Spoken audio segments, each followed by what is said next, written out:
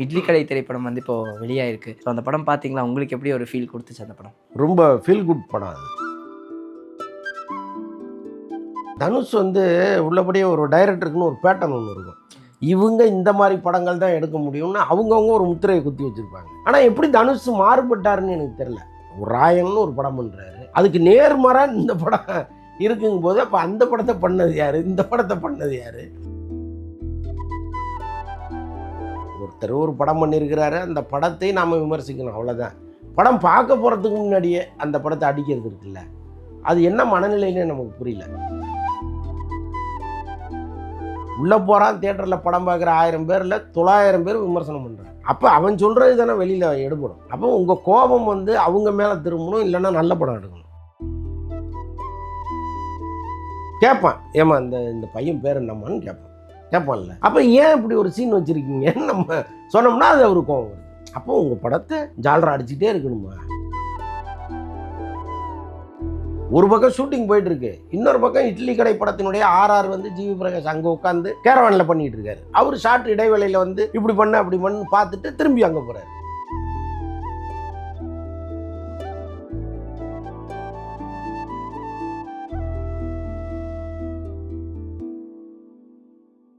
வணக்கம். நீங்க பார்த்துட்டு இருக்கிறது டேக் ஒன் தமிழ். நான் உங்கள் விஜய் பிராணேஷ். இன்னைக்கு என் கூட சினிமா விமர்சகர் மற்றும் மூத்த பத்திரிகையாளர் அந்தரன் அவர்கள் தான் இருக்காங்க. அவர்கிட்ட தான் நிறைய விஷயங்கள் பேச போகிறோம். வாங்க பேசலாம். வணக்கம் சார். வணக்கம். இட்லி கடை திரைப்படம் வந்து இப்போ வெளியாயிருக்கு. தனுஷ் அவர்களோட டைரக்ஷனில் வெளிவந்த 4வது திரைப்படம். ஸோ அந்த படம் பார்த்தீங்களா? உங்களுக்கு எப்படி ஒரு ஃபீல் கொடுத்துச்சு அந்த படம்? ரொம்ப ஃபீல் குட் படம் அது. ஆக்சுவலாக வந்து இப்போ சமீப கால படங்கள்லாம் நம்ம நிறைய பார்க்குறோம். ஒரே வெட்டு குத்து அடித்தடி ரத்த பொரியலாக இருக்கும்பொழுது நிஜமாகவே வந்து ரொம்ப மனதிற்கு நெருக்கமான ஒரு படமாக இருந்துச்சு. எல்லாத்தையும் தாண்டி அந்த படம் சொல்கிற கருத்தில் பல பேருக்கு உடன்பாடு இல்லாமல் இருக்கலாம். ஏன்னா அப்பா செய்கிற தொழிலே மகனும் செய்யணுமா அப்படிங்கிற ஒரு கேள்வியை இங்கே ஒரு அடுத்த சமூகம் ஏற்படுத்துது. பட் அங்கே அதற்கு ஒரு அழுத்தமான காரணத்தை வச்சுருக்கிறார். அப்பா சென்டிமெண்ட்டுன்னு ஒன்று இருக்குல்ல, அப்பா வந்து அந்த இட்லி கடையை உயிராக நினைக்கிறாரு. ஆனால் பையனை கட்டுப்படுத்தலை. நீங்கள் தான் இருந்தாகணும், இந்த கடையை தான் பார்த்தாகணும்லாம் அவர் சொல்லவே இல்லை. நல்லா இருப்பான்னுறாரு. இந்த பையன் வெளிநாட்டுக்கு போகும்பொழுது அங்கே ஒரு பெரிய ஆளாக மாறுறாரு அவர். அங்கேருந்து அவர் திரும்ப கிராமத்திற்கு வரும்போது அதான் அப்பா இறப்புக்காக வராரு. அதற்கப்புறம் அப்பாவுடைய நினைவுகள், அவர் இந்த கடையை எப்படி நேசித்தார், இதெல்லாம் விட்டுட்டு நம்ம போகிறதா அப்படின்னு நினச்சி ஒரு முடிவை எடுக்கிறார். அதுதான் அந்த கதை. அதை எவ்வளவு அழகாக இப்போ நீங்கள் ஒரு காலத்தில் சேரனுடைய படங்கள் வந்து அப்படி நெஞ்சை தொடும். பாண்டவர் பூமியெல்லாம் பார்த்தீங்கன்னா நீங்கள் அப்படியே பஸ் ஏறி வீட்டுக்கு போயிடுவீங்க, நீங்கள் உங்களுடைய கிராமத்துக்கே போயிடுவீங்க. இங்கே சென்னையில் இருக்கிற பல பேர் அதுதான் நடந்துச்சு பாண்டவர் பூமி வந்தப்போ. அந்த மாதிரி ஒரு ஃபீல் கொடுத்த படம் அது. கண்டிப்பாக சார். தனுஷ் அவர்கள் தொடர்ந்து வந்து இந்த டைரக்ஷன் அண்ட் ஆக்டிங்கில் கான்சன்ட்ரேட் பண்ணிட்டு வந்திருக்காரு. அதுவும் ஃபீல் குட் படங்கள்னு வரும்போது இந்த பாப்பாண்டிக்கு நிகராக வந்து இப்போ அது பேசப்படுது. அதை எப்படி பார்க்குறீங்க? தனுஷ் வந்து உள்ளபடியே ஒரு டைரக்டருக்குன்னு ஒரு பேட்டர்ன் ஒன்று இருக்கும். இவங்க இந்த மாதிரி படங்கள் தான் எடுக்க முடியும்னு அவங்கவுங்க ஒரு முத்திரையை குத்தி வச்சுருப்பாங்க. ஆனால் எப்படி தனுஷ் மாறுபட்டாருன்னு எனக்கு தெரில. ஒரு ராயன்னு ஒரு படம் பண்ணுறாரு, அதுக்கு நேர்மாறாக இந்த படம் இருக்குங்கும் போது அப்போ அந்த படத்தை பண்ணது யார், இந்த படத்தை பண்ணது யார் அப்படிங்கிற கேள்வியெல்லாம் வருது. ரொம்ப அழகாக 2 படத்தையுமே அவர் ஹேண்டில் பண்ணியிருந்தார். அந்த படமும் ரத்த கலரியான ஒரு படம், ஆனால் அதுக்குள்ளே ஒரு கதை இருக்கும். அதே மாதிரி இந்த படம் வந்து அவ்வளவு சென்டிமெண்ட்டான ஒரு படம், அதற்குள்ள ஒரு அழுத்தமான கதை. இன்றைக்கி கதையே இல்லாமல் தானே பல பேர் படம் எடுத்துகிட்டு இருக்காங்க. சும்மா ஏதோ ஒரு 4 சீனை அள்ளி போட்டு ஸ்டண்டு இயக்குனர்களுடைய உதவியாலையும் மியூசிக் டைரக்டர் உதவியாலையும் தான் படத்தை எடுத்துகிட்டு இருக்காங்க. அவங்களுடைய இண்டிவிஜுவாலிட்டிங்கிறது பெருசாக ஒன்றும் கிடையாது பல இயக்குனர்களுக்கு நான் சொல்கிறேன். ஆனால் அது அவர் தனுஷ் வந்து பல இடங்களில் நமக்கு தெரிகிறார் ஒரு டைரக்டராக. இது பண்ணியிருக்காரு, அது பண்ணியிருக்கிறாரு, நம்ம வியக்கிற அளவுக்கு நிறையா பண்ணியிருக்காரு. ஜிவி பிரகாஷ் அவர் வந்து ஒரு பெரிய பேக் போனாக இந்த படத்துக்கு அது மாதிரி தெரிஞ்சுது. அதை பற்றி சொல்லுங்கள் சார். அதான் ஜிவி பிரகாஷும் தனுஷும் நீண்டகால நண்பர்கள். ஜிவி பிரகாஷை நீங்கள் தனிப்பட்ட முறையில் பார்த்தீங்கன்னா கூட ரொம்ப பெஸ்ட்டு மியூசிக் டைரக்டர் அவர். அதாவது ஏதோ அன்னைக்கு அடித்து ஏதோ ஒரு பொரியலை ஆக்கி கொடுத்துட்டு போகணுன்னு அவர் எப்போவுமே நினச்சதில்லை. எப்போ செஞ்சாலும் அது சக்கரை பொங்கலாக இருக்கணும்னு நினச்சி செய்கிற ஒருத்தர் அவர். அதையும் ரொம்ப இந்த படத்தில் ரொம்ப ஆத்மார்த்தமாக பண்ணியிருக்கார். அவர் போட்ட பாடல்கள் எல்லாமே ரொம்ப சூப்பராக இருக்குது. முக்கியமாக அந்த வரிகள்லாம் ரொம்ப நல்லா இருக்குது. ஆமாம், ரொம்ப நாள் லிரிக்ஸாக நல்லா. ஆமாம், அது யார் எழுதுனாங்கன்னு தெரியல. தனுஷ் தான் பாடியிருக்காரு, அதுவும் நல்லா இருக்குது. பட் அதை தாண்டி அந்த வரிகள் ரொம்ப சிறப்பாக இருந்துச்சு. கண்டிப்பாக சார். ஆனால் இப்போது தனுஷ் அவர்கள் பொறுத்த வரைக்கும் அவர் ஸ்டேஜில் என்ன பேசினாலும் அது ட்ரோல் மெட்டீரியலாக ஆகப்படுது, அவர் என்ன பண்ணாலும் அது ட்ரோலாக பார்க்கப்படுது. இதை எப்படி பார்க்குறீங்க? அதுதாங்க இங்கே இப்போ இந்த சோசியல் மீடியா வந்த பிறகு ஏதோ ஒரு கையில் ஒரு கத்தியோ அருவாளோ இல்லாமல் எவனுமே வர்றதில்ல சோசியல் மீடியாவுக்குள்ளே. எவனையாவது குத்தி கிழித்து ரணகலப்படுத்திட்டு தான் போகிறான். அது அவன் அவன் என்ன மனநிலையில் வரான், ஒரு கருத்தை சொல்ல வரானே அது நம்ம தெரிஞ்சுப்போம், அது காதில் வாங்குவோம். அவன் மேலே ஏன் அவ்வளோ நமக்கு இவ்வளோ வன்மம் வருது அப்படின்லாம் யோசிக்கிறதே கிடையாது. வர்றான் சதக் சதக்குன்னு குத்தி தள்ளிட்டு போயிட்டே இருக்கான். அப்படி தான் தனுஷையும் அணுகுறாங்க சமீப காலமாக.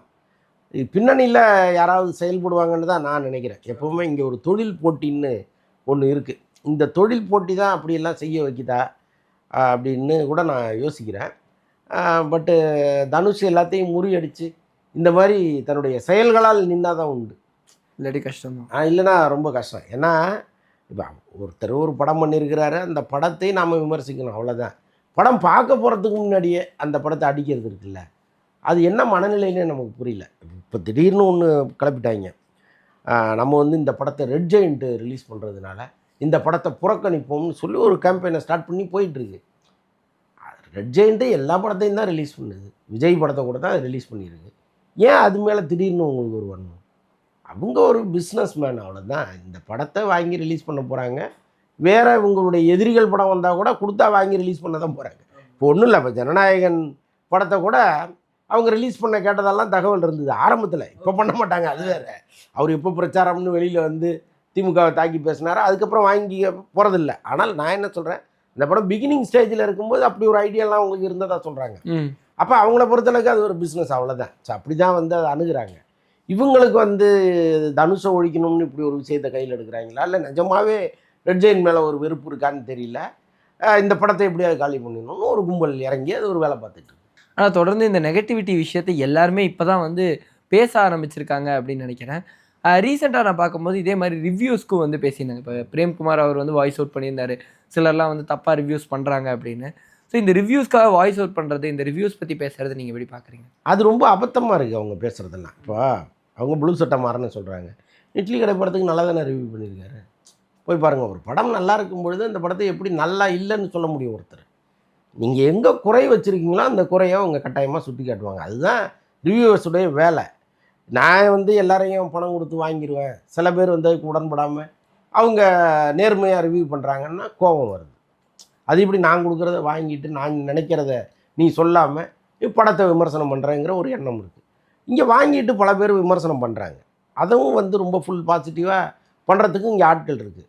பட் இவங்க என்ன பண்ணுறாங்கன்னா, நான் நினைக்கிறத நீ பேசணும்னு சொல்கிறாங்க. அது வந்து எந்த காலத்துலையும் நடக்காது. தியாகராஜ பாகவதர் காலத்துலேருந்து நடந்தது இல்லையே. அப்புறம் எதுக்கு இங்கே விமர்சகர்கள்னு ஒரு கூட்டம்? இன்னொன்று வந்து இன்றைக்கி விமர்சனம்ங்கிறது ஒரு தனிப்பட்ட நபரின் கையிலலாம் இல்லை. அது வந்து போயிடுச்சு. சோசியல் மீடியா வந்த பிறகு, எல்லார் கையிலையும் ஃபோன் வந்த பிறகு அந்த விமர்சனம்ங்கிறது எல்லாரும் பண்ண ஆரம்பிச்சிட்டாங்க. அப்போ அதை எப்படி நீங்கள் தடுப்பீங்க? இப்போ பிரேம்குமார் சொல்கிறாரு, ஒரு குறிப்பிட்ட 5-6 பேரை சொல்கிறாருன்னு வைங்களேன். அவங்க சொல்லியா இங்கே தமிழ் சினிமா இயங்கிட்டு இருக்கு? அவங்க ஒரு ஓரத்தில் ஒரு 0.5% தான் அவங்க. பாக்கி எல்லாமே வந்து இந்த சோசியல் மீடியாவில் இயங்குகிறவர்கள். உள்ளே போகிறான், தியேட்டரில் படம் பார்க்குற 1000 பேரில் 900 பேர் விமர்சனம் பண்ணுறான். அப்போ அவன் சொல்கிறது தானே வெளியில் எடுபடும். அப்போ உங்கள் கோபம் வந்து அவங்க மேலே திரும்பணும், இல்லைன்னா நல்ல படம் எடுக்கணும். இது ரெண்டுமே இவங்க பண்ணுறதுக்கு ரெடியாக இல்லை. யார் மேலே பழியை போட்டு நாம் தப்பிச்சிடணும்னு நினைக்கிறாங்க. இப்போ பிரேம் சொன்னதெல்லாம் நான் அப்படி தான் பார்க்குறேன். இப்போ அந்த 96 படத்தை கொண்டாடாத ஆட்கள் யாராவது இருந்தாங்களா? அப்போ அந்த படத்தை எடுக்கும்போது உங்கள் மேலே யாருக்காவது வன்மம் இருந்ததா? இல்லையே. அப்போ அதே மாதிரி தானே அணுகுறாங்க உங்களுடைய 2வது படத்தையும். அதில் சில குறைகள் இருக்குது. படத்தோட லெங்க்த்தை சொல்கிறாங்க. அது தயாரிப்பாளரே சொன்னது தானே அவங்கள்ட்ட. இதே பிரேம்கிட்ட தயாரிப்பாளரே சார் கொஞ்சம் டைமை குறைங்கன்னு கேட்டுக்கிட்டது தானே. அதுதான் ரிவ்யூவர்ஸ் சொல்கிறாங்க. இவ்வளோ லெங்க்த்து போர் அடிக்குது, சோர்வடைய வைக்குது, ஒரு 1/2 மணி நேரம் வெட்டலான்னு சொல்கிறாங்க. அதில் என்ன கஷ்டம் உங்களுக்கு? இந்த விமர்சனத்தை கூட தாங்கிக்க மாட்டீங்களா? படம் மொக்கையாக இருக்குன்னு யாருமே சொல்லலை. கார்த்திக் சூப்பராக நடிக்கிறாரு, ஒரு அருமையான விஷயத்த சொல்கிறாங்க, நாமளே ஊருக்கு போயிட்டு வந்த மாதிரி இருக்குது, இவ்வளவும் சொல்லிட்டு இந்த படம் கொஞ்சம் 1/2 மணி நேரம் குறைச்சிருந்தா இன்னும் நல்லா இருக்கும்னு சொல்கிறாங்க. அது வலிக்குது அவருக்கு. அப்புறம் லாஜிக்கலாக ஒரு கேள்வி கேட்குறாங்க. இப்போ லாஜிக்கலாக கேள்வியே கேட்காதுன்னு எப்படி சொல்ல முடியும்? இப்போ ஒரு லோகேஷ் கனகராஜ் படத்தை பார்த்துட்டு அது எப்படிடா ஹைனா ஊருக்குள்ளே வரும், அது எப்படி ஒரு 1000 பேரை கடிக்கும்னு கேள்வி கேட்டால் அது வந்து கமர்ஷியல் படத்தில் என்னங்க எப்படி கேள்வி கேட்குறீங்கன்னு சொல்லலாம் இல்லையா? ஒருத்தன் எப்படி 1000 பேரை சுடுறான், ஒருத்தன் எப்படி 500 பேரை வெட்டிவிட்டு அவன் பாட்டு ரோட்டில் நடந்து போயிட்டுருக்கான் அப்படின்னு கேட்டால் நம்மளை திருப்பி கேட்கலாம். நீ எல்லாம் ஒரு விமர்சகரா, பார்க்குறது ஒரு கமர்ஷியல் படம், மசாலா படம், இதில் போய் லாஜிக் பார்க்குறது திருப்பி கேட்கலாம். ஆனால் இது லாஜிக் கேட்க வேண்டிய படம் அது. ஏன்னா யதார்த்த படம். இந்த மாதிரி யதார்த்த படங்கள்லாம் அப்படியே ஒன்றி கரைஞ்சி போய் பார்த்துட்டு இருக்கும்போது ஒருத்தனுக்கு ஒரு கேள்வி வருது. இவன் பேர் தெரியலன்னு தானே ஒரு குற்ற உணர்ச்சியில் ஓடுறாரு அதிகாலையில். என்னடா நம்ம மேலே இவ்வளோ அன்பு வச்சுருக்கான், ஆனால் இவன் பேர் நமக்கு தெரியலையே அப்படின்னு ஒரு வருத்தத்தில் ஒரு 3 மணிக்கு எழுந்திரிச்சு இந்த வீட்டை விட்டு போகிறாரு அவர். அப்போ அந்த 3 மணிக்கு அந்த தெருவே காலியாக இருந்தால் பிரச்சனையே இல்லை. பக்கத்து வீட்டில் ஒரு அம்மா கோலம் போட்டுக்கிட்டு இருக்கு. இவன் பேர் நம்மன்னா சொல்ல போகுது. இதை கேட்க மாட்டாங்களா விமர்சகர்கள்? நீங்கள் அந்த தெருவில் ஆளே இல்லைன்னா அந்த கேள்வியும் விமர்சகர்கள் வைக்க போகிறது இல்லை. பக்கத்தில் ஒரு அம்மா கோலம் போட்டுட்டு இருக்கிறது ஏன் காமிக்கிறீங்க நீங்கள்? இல்லையா? யாராக இருந்தால் என்ன பண்ணுவான்? பக்கத்தில் போய் கேட்பான், ஏமா இந்த பையன் பேர் என்னம்மான்னு கேட்பான்ல. அப்போ ஏன் இப்படி ஒரு சீன் வச்சுருக்கீங்கன்னு நம்ம சொன்னோம்னா அது அவருக்கு கோவம் வருது. அப்போ உங்கள் படத்தை ஜாலரை அடிச்சுட்டே இருக்கணுமா? சரியான படத்தை எடுத்தால் கொண்டாடத்தான் போகிறாங்க. இவங்க என்ன பண்ணுறாங்க, அப்படியே இவங்க விமர்சகர்கள்லாம் எங்களை அச்சுறுத்துறாங்க, கழுத்தில் கத்தியை வைக்கிறாங்கங்கிற அளவுக்கு எதுக்கு பேசணும்? நல்ல படம் எடுத்தால் ஓடத்தான் போகுது. அது யாரும் தடுத்தும் நிற்காது. எவ்வளோ படங்கள் இப்போ தமிழில் வந்துருக்கு. பெரிய பெரிய சக்ஸஸான சின்ன படங்கள்லாம் யார் தடுத்தாது? நல்லா இருந்தால் எல்லாம் கொண்டாடிட்டு போகிறான், அவ்வளோதானே. நல்ல படம் எடுக்கணும். தனுஷ் அவர்கள் பொறுத்த வரைக்கும் தெலுங்குல குபேரா ரிலீஸ் பண்ணியிருந்தாரு, தமிழில் இப்போ இட்லி கடை. அடுத்து படம் வந்து கொஞ்ச நேரத்துலேயே வந்து பார்த்தீங்கன்னா டீசர் வருது தேரே இஷ்குமேன் ஹிந்தியில். ஸோ இந்த ஒரு ரன்னை எப்படி பார்க்குறீங்க? கிட்டத்தட்ட 3 டிஃப்ரெண்ட் இண்டஸ்ட்ரியில் படம் பண்ணிருக்காரு. இது எப்படி பார்க்குறீங்க? தனுஷ் வந்து உட்கார்றதே இல்லைங்க, சோர்ந்து அப்படியே பம்பரம் மாதிரி சுற்றிக்கிட்டே இருக்கார். நீங்கள் அவரோட ஒர்க் பண்ணுறவங்களாம் கேட்டிங்கன்னா அவர் அவ்வளவு ஸ்பீடாக இயங்கிட்டு இருக்காருன்னு சொல்கிறாங்க. ஒரு படம் நடிச்சிட்டு இருக்காரு. இப்போ பாருங்கள், பொறுத்தொழில் டைரக்டர் படத்தில் அவர் நடிச்சிட்டு இருக்காரு.